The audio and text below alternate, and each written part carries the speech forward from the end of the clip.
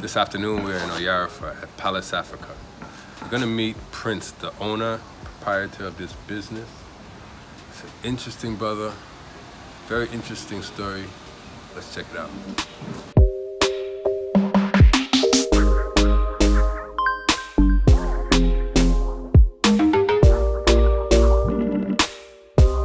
Greetings and welcome once again to the Entrepreneurial Circle. Today we are at Palace Africa with our brother Prince. Brother, how are you today? Wonderful, my brother. Excellent. Please start by telling us your name, your full name. I know Prince, but your surname is a little difficult for me, so I won't even attempt. That's the original last name right there. Exactly. So the full name is Prince Koku Agbengle. Okay. Volta region, all day, every day. Exactly. And so you grew up in the Volta or you grew up in Accra? Well, I was born in Accra, but obviously we spent a lot of time in the Volta region and stuff like that. And also, my father's from Togo, so actually we did a lot. Because right where my mom is, if you cross the border, you're in Togo pretty much. Okay, yes. So by the mountains? No, it's at Peje. It's called Peje. It's on whole side. Okay. Yes, you're going to Ho. Yes, on that side. Yes. So how would you describe your childhood in a sentence? What would you say it was like? It's kind of vague because, we left here when we were 13. Well, I was 13 when I left, Ghana to the States. So, childhood, there's a lot of playtime. That's all I remember, really. Okay. Yeah. So you did school in here until you were 13? Yes. What was it like in the States when you got there? At 13, that's an awkward age to transplant. Actually, yes. It was interesting because, when you have kids talking about Africa in ways that you didn't understand and you didn't understand why it is that they would mock it, talking about did you live on trees and stuff like that. I didn't get it till I started seeing where they got it from, which is TV and the media and all of that. So I understood it thereafter. But yeah, it was interesting. Was it interesting or was it challenging? No, it was interesting because I got in fights many times in school. Right. Yeah, because if you say anything, I'm going to let you know. Right. I love where I'm from. Were you jesting like how you jest now? Nah, I wouldn't go that far. I'll be pushing it too much because I was already getting the African booty scratcher, if you know what I mean. Right. So I wouldn't go that far with it. So you got there at 13 and basically your formative years was there. Yes. Eventually you joined the armed forces. Yes. So after a few years doing the school, trying hands at college, playing sports, realizing maybe that's not really for me, I decided to take the military route. I joined the Marines. I asked for which one was the toughest because that's what I wanted. I wanted that one. Right. So I went into the Marines. It was a wonderful experience, actually. Boot camp was actually one of my favorite experiences. Really? I enjoyed it. I was fit. I was young, strong. Right. Please, all day, every day. Right. What time were we waking up in the morning? Right. Let's do it again. Right. Yes. So the discipline, when did that kick in? Because clearly I thought it might have been as a result of that experience, but it appears you came to the military with that. Well, I think it's family structure and how we're brought up as Ghanaians here. I think we get that from an early age here. So I think that's what gave me the advantage. True. Yes. So, and it's funny because you there, right? And your instructor may say, don't do this. And then you realize half the people are doing like, he just said not to do it. So it's just common, basic stuff like that. And again, it's the discipline that we have here that, gets us in different situations where we're able to excel, really. Right. Yeah. Okay, so it's your foundation from Ghana that held you down. Oh, definitely. Right. Definitely, because I wasn't into drugs. I wasn't into all the stuff that my high school or even college, friends and teammates were into because I knew, my home.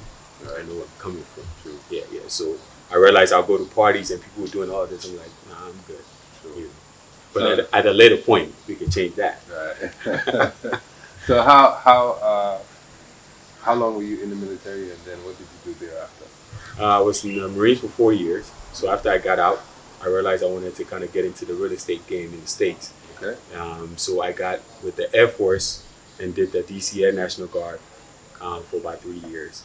And that was strategic because I wanted a full-time paying job where they would get some of us to work full time, even though we are, you know, um, we what's it called, once a month, a weekend at the base, but we're actually doing full time. So I use all of that strategically to start getting to buy properties and stuff like that. Okay. So you were purchasing properties and selling them, or how was that? Well, I wanted to get into the real estate game because I realized it was a quick way to, flip and make money doing that. So I got into real estate, buying a few properties in Maryland, Atlanta, and that's how that got started.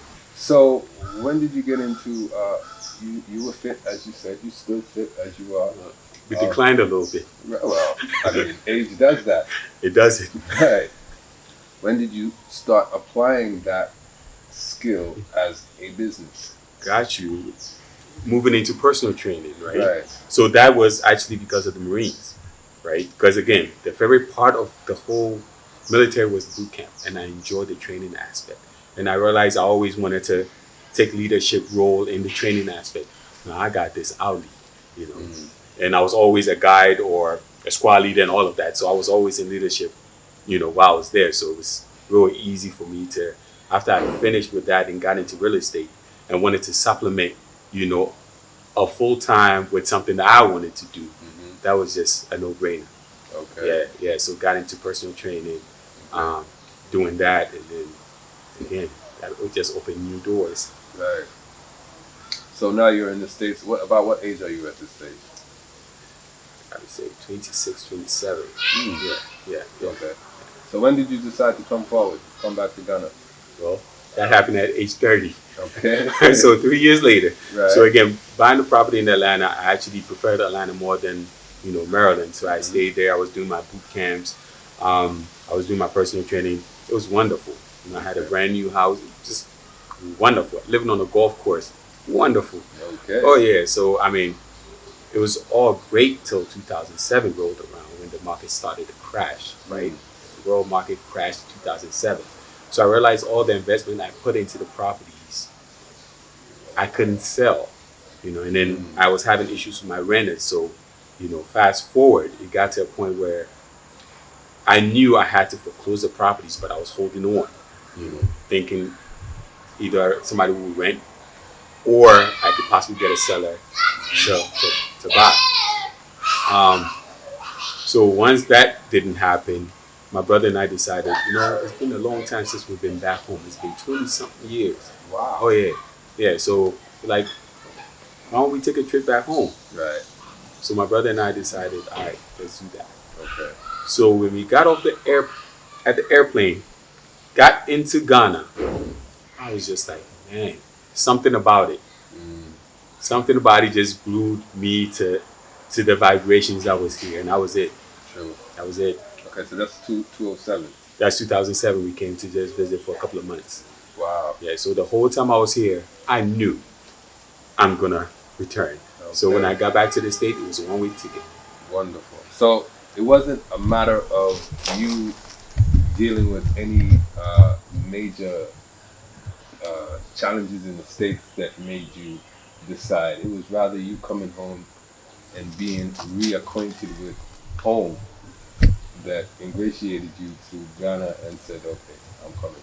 Well, let's take a step back real quick. Okay.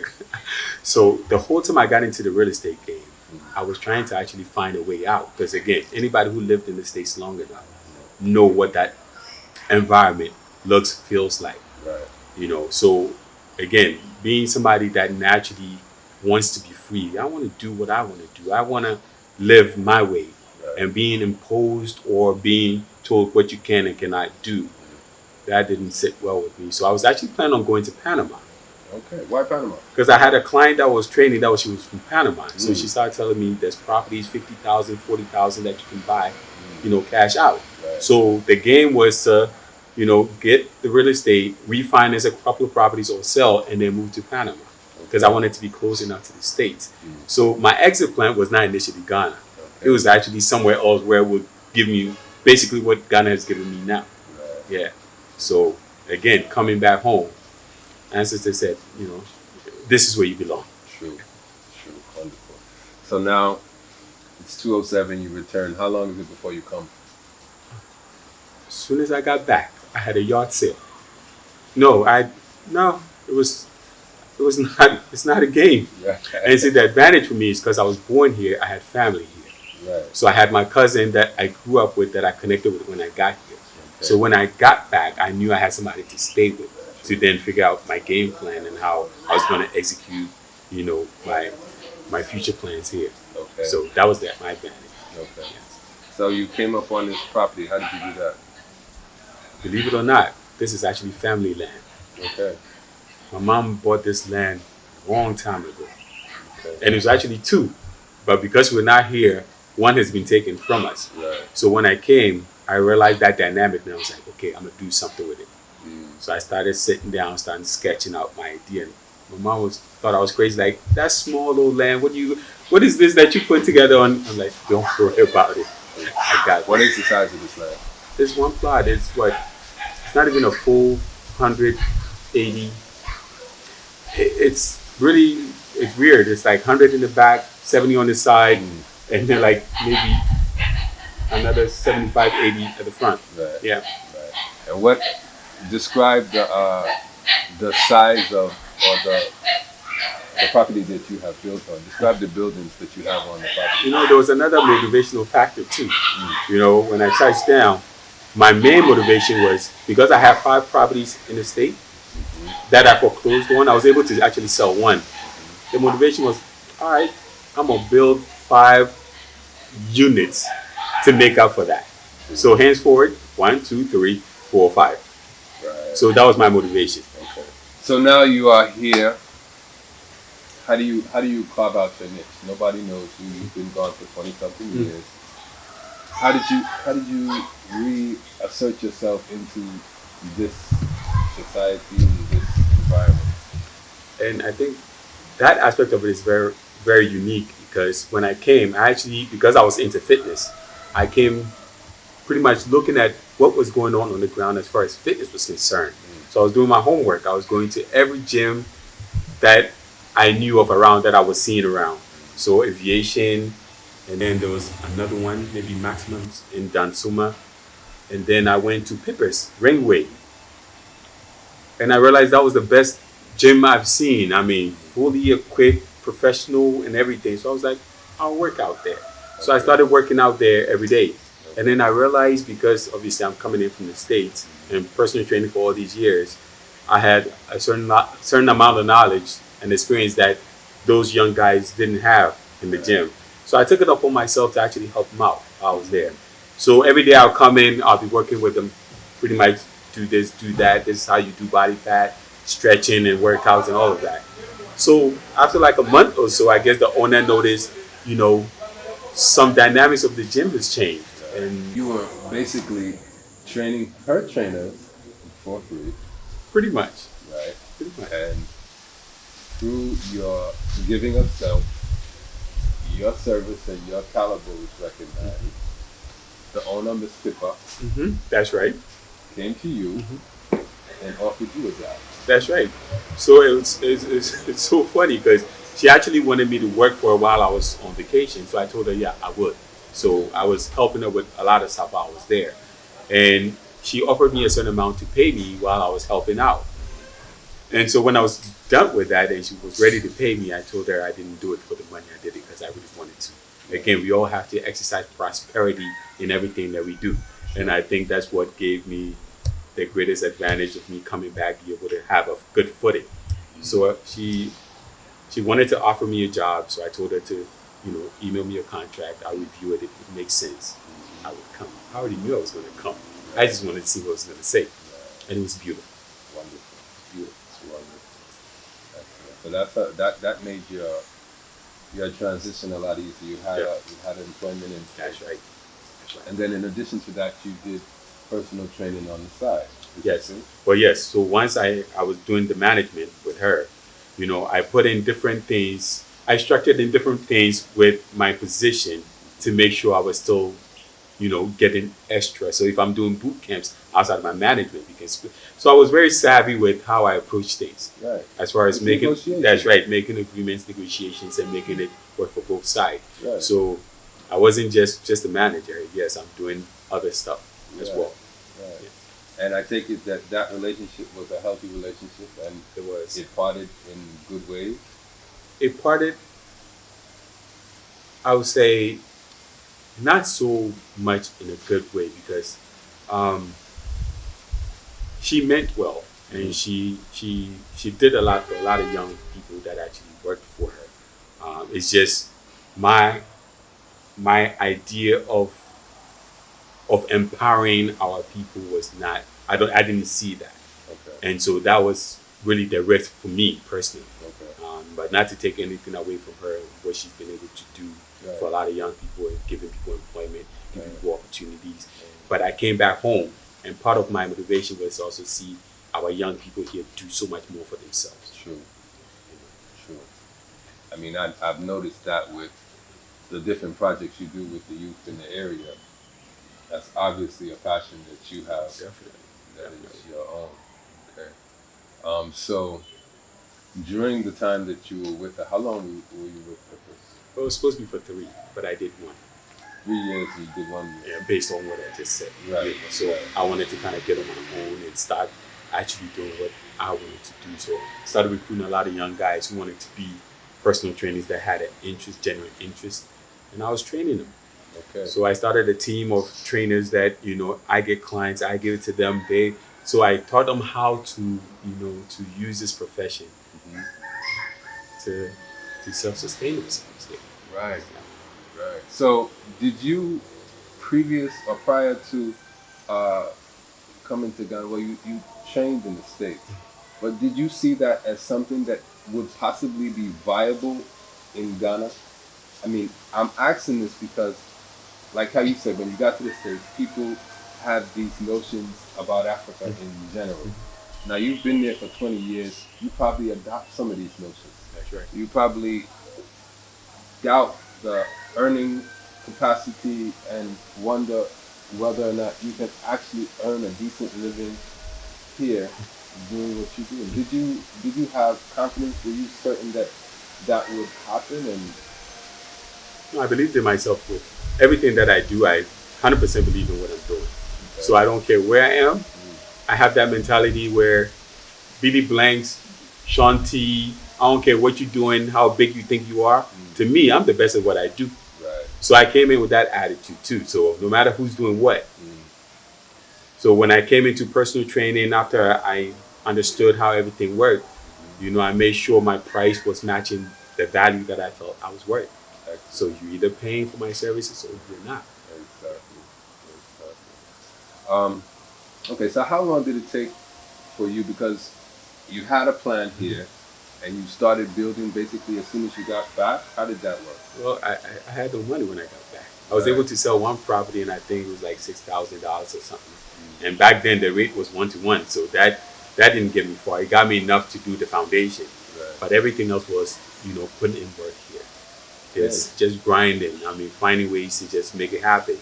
I mean, and I didn't really like training at night, but if I had a client that was willing to pay for my service at night, I would get out of bed and go and do it. 4 o'clock in the morning, 5 o'clock boot camps, whatever it took, because I understood my vision of what I wanted to create. So until that was done, there's no stopping. So how long did this take? Well, so I had a 10-year plan. So when I started putting everything on paper, 10-year plan. So this first building was the first 5 years, and then the other building was the last 5 years. Okay. And so so within that span of time, it was done. See, so you trained other people for a total of 10 years. Yeah, pretty much. Because this is now my 15th, going to my 16th year in Ghana. Right. It's now for the past few years is when I can actually. We Right. got there. Right. We got there. So now I don't have to do that anymore. Right. So now I have guys that are actually doing these things now. Like, as you see, Yao is the one handling the gym. He's handling it. I don't even do the tours anymore. And I think that was the other progression in all of this and how to use the space. Okay. Wonderful. Wonderful. So you say 10 years to build out. How was the building process? It was fun. Because when I got into the real estate in the States, the other aspect of it that I enjoyed was the renovation process, where you remodeling, your homes, trying to sell and all of that.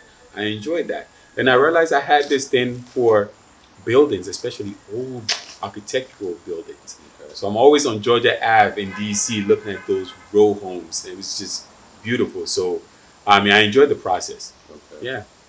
No nightmares with contractors taking your stash and I was my own contractor.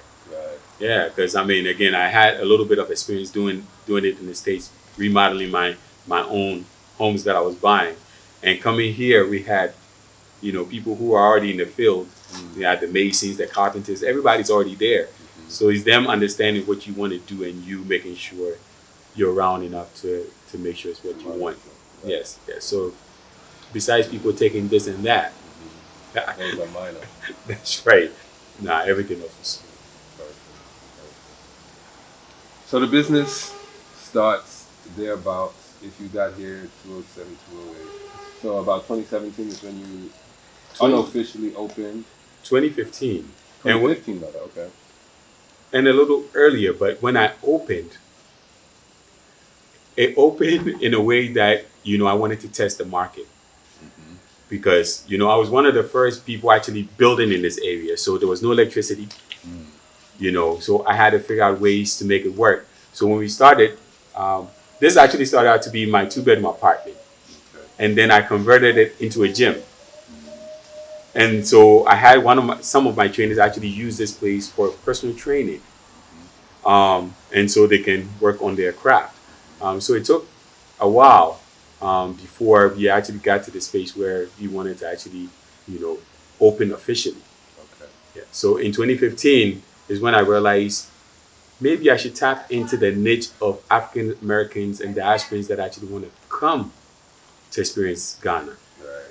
So I made it a point to go back to the States, talk to Pan-African organizations, any Afrocentric events, and just go and talk to people about my vision and what I wanted to create here. Right. So I was able to land my first tour of 5 people in 2015, and that's what kicked it off. Okay. Okay. So you've been open since 2015. How's been the reception so far? It's been unique because I've not really, this was not a place that I really wanted to publicize and let the whole world know.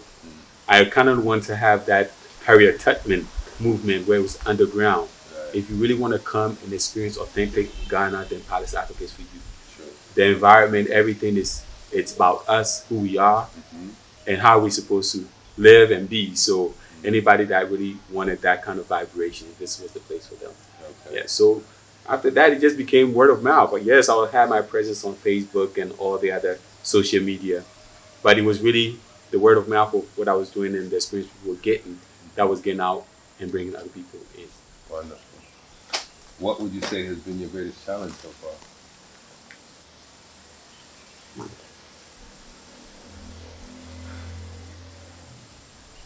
Tough question. Wow, that's usually an easy question for a lot of people. No, because I enjoyed the process. Right. For me, it was the process. Okay. I mean, I knew, again, look at how long this building took. Right. I'm still working. Yes, you are. I'm not done. Of course. So to me, this has been a process. So really, it was just like, okay, next phase, next chapter, let's go. So that's always been my MO. So, yeah, and there's more to come. So, and then I realized if anybody would call it challenge, I just call it the next chapter, and it just open other doors. So the next level I go to just open other doors. Right. Yes, that's all that is. Right. And I should comment what you are. I say it's surprising, but coming from you, it's actually not surprising. My experience in dealing with you, I have seen you under pressure, whether it is on a court, basketball court, of course, not court. We don't want that. No. Whether it is under circumstances that would otherwise normally, frustrate and tense up any business person, any owner. Your demeanor has always been the same, always been one of the calmest, coolest. You keep things under wraps. Very balanced. Yes, very balanced. Yes. I will give you that. Far more balanced than I am. So, what do you attribute that to? That is just your character, your What is that? Well, and I think sometimes we take things a little too seriously. Mm. For me, I think, again, life can be a game and a dream all in one. So I never take anything seriously because what you see, you're actually living in my dream. Right. This was my dream, and then how I get it done is to play the game. So I play the game, so nothing would fluster that, you know. So if this doesn't work, no problem. Try another way. If that doesn't work, no problem. I get a setback here, no problem. Yes, sir. Yeah, yeah. That is a very unique approach, and it looks like it's healthy. It looks like it works for you. It's because I mean, ultimately, you're not going to change anything. Right. If anything happens or goes wrong, you're just going to have to take it like it is and do what you need to do and keep it moving. Not too long ago, our sister Cicely, the proprietor of Touch of Essence, held an event here. And she is a very staunch advocate for the normalization of herb in Ghana. As we know, in most parts of the world now, it has pretty much been recognized for what it is, a plant that is used in various ways. And she basically decided to try to educate some people here and bring that movement here and further that movement. I'm a huge supporter of her and her work. I think she's awesome. She's doing a lot of work. Yes, for sure. And my company supports her anytime she does anything of the sort because we believe in what she's talking about and what she's dealing with. However, we're in an environment that's not really progressive in that way. There's a lot of things that we would think should be welcome that really aren't. So that particular event was raided. Narcotics came here, closed the place down, arrested you and the sister. Describe that experience. Well, for me personally, being able to give this space out to any of our diasporans coming that want to do stuff, put together events, I support it 100%. Because we're here, we have to learn and know how to support one another, how to network, and how to, help further anybody in whatever vision they have for themselves while they're here. So that's one. So when she approached me with the event, because we did one before and it was successful. Yes, I'm not into it. I don't partake in it. But again, I'm not going to stop somebody's vision in them creating what they feel rightfully is theirs to do. So so with the narcotics coming and stopping the event, well, for me, I was very surprised because I've never been in any situation like that. But I have to commend them on their professionalism when they came here. And the head officer in charge, very, very professional, kept the place calm, spoke to us in a manner that, renders respect. And I was glad I was able to get everybody to also, keep their cool and not anybody acting up. But it was just an experience. It was just an experience. They were doing their job, and so we have to allow them to do their job. And so when it's all said and done, they understood what this was, that it wasn't anything to the level that they may have expected. So at the end of the day, that was all that was. It was a learning curve for all of us involved, so that we know how to move forward in everything that we're doing. And so how did it dictate, any changes in how you do run your business, aside from the fact that maybe it's a smoke-free environment now? Did it dictate any other changes? Not really. Okay. Again, I'm still doing events for those that want to come and do events, whether it's meetings, anything constructive that we are trying to put together, still open to that. So no, not really. The only space that it has changed is probably maybe your favorite. So now because now we're not going to be doing mass events where I feel like this place is going to be so filled up to the point where that's going to be of use. So I'm just going to convert that into a different usage of the space. So speaking of the use of the space, how many apartments, how many one bedrooms, what do you have here? So we have 4 2-bedroom apartments, Okay. and then 1 studio apartment, and then 4 guest rooms. Okay. And so the apartments are really geared towards those that are trying to repatriate, transition, or have an extended stays while they're here in Ghana, or just want to come and just have a unique experience here at Palace Africa. And if that's the space they want, then great. So that's what that space is for. And then the guest lodge are for those that are just coming in just a week, a day, 2, 3. Okay. Yeah. Okay. Now, in 2019, we had the year of the return, and I take it that impacted your business positively. Did it? Okay. Well, at that time, were you still under the radar, or? I The year of return really didn't really, I wouldn't say impacted a whole lot. I think it was just normal because again, what most of what I was doing was more referrals. Right. So those that have been to the space were always referring people. So whether it was through that or not, I can't really tell. Okay. But I mean, what I've been doing has been pretty consistent in people actually getting others to come and have this experience because it's not for everybody. It's true. Yeah, if you want that plush, that amenities and all of that, this is not for you. This is for those that want to get connected to the ground, connected to the people, Right. and feel that African drums just beating on the background. True. This is for you. Right after 2019, we rolled into 2020, and the world government decided that every business on the planet should be locked down.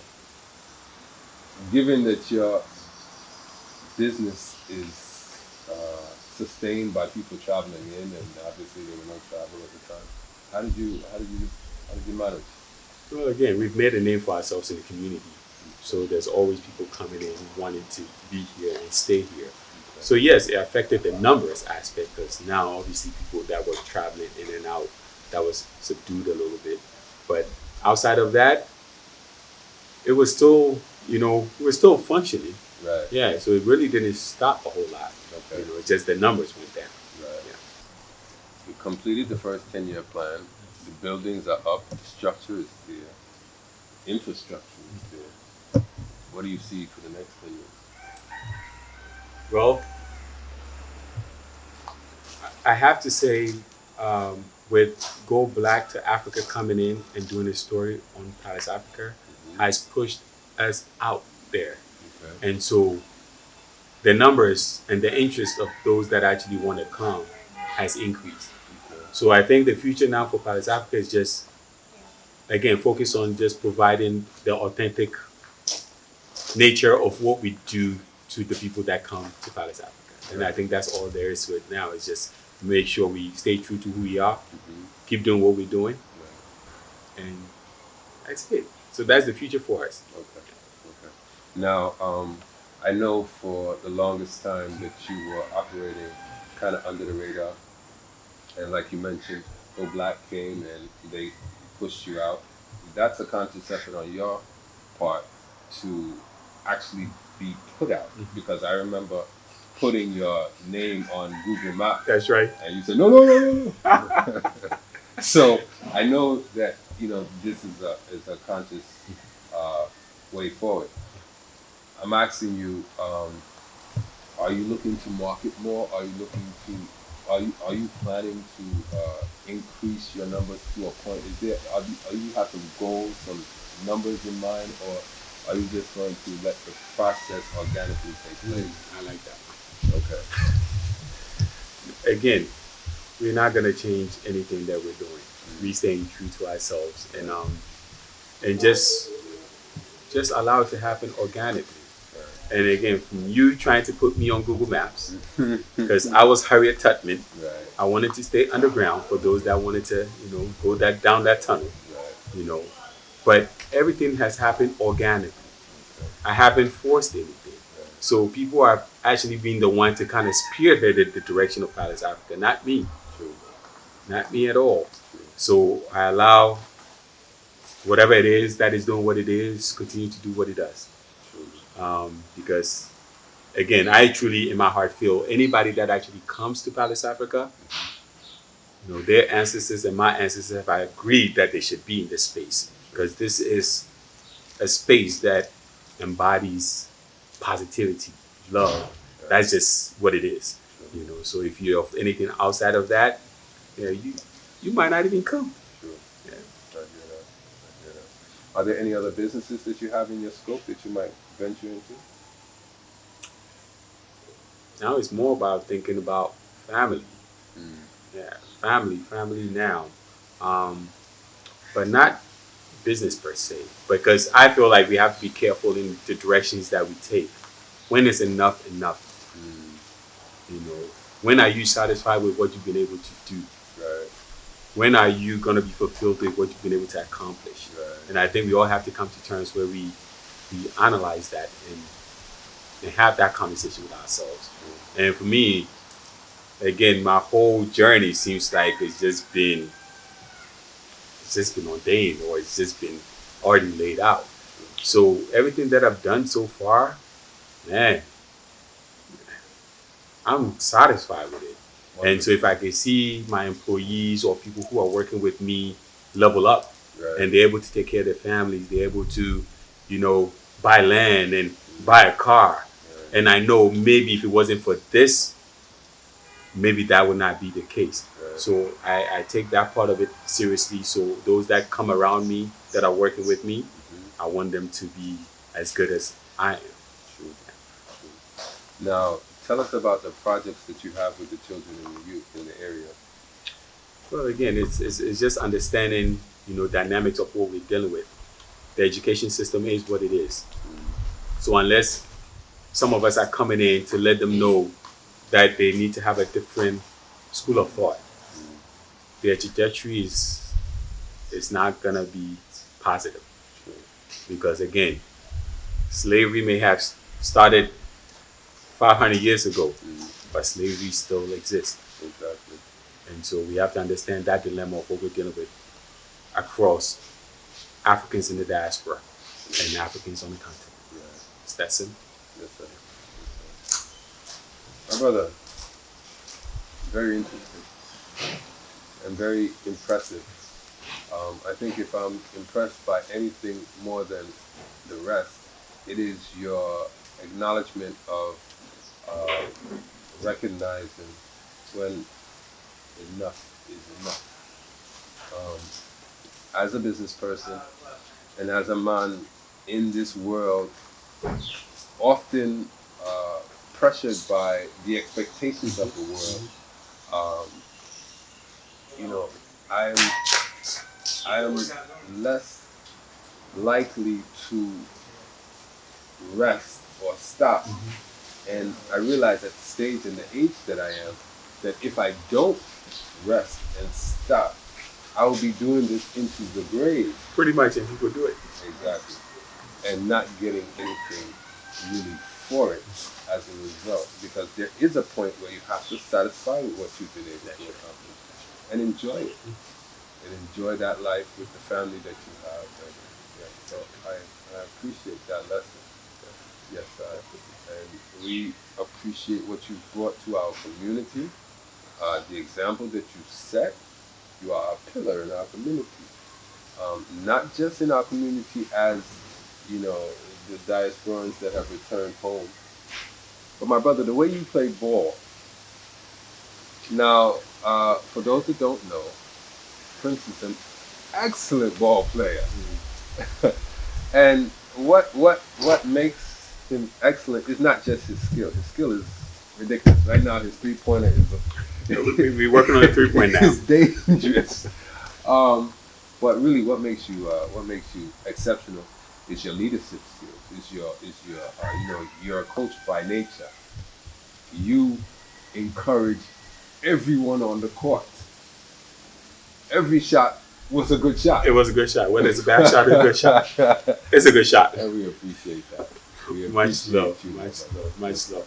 And I have to say, you were also inspirational to me in how you constructed your family, because I saw you and what you were building before I decided to start mine.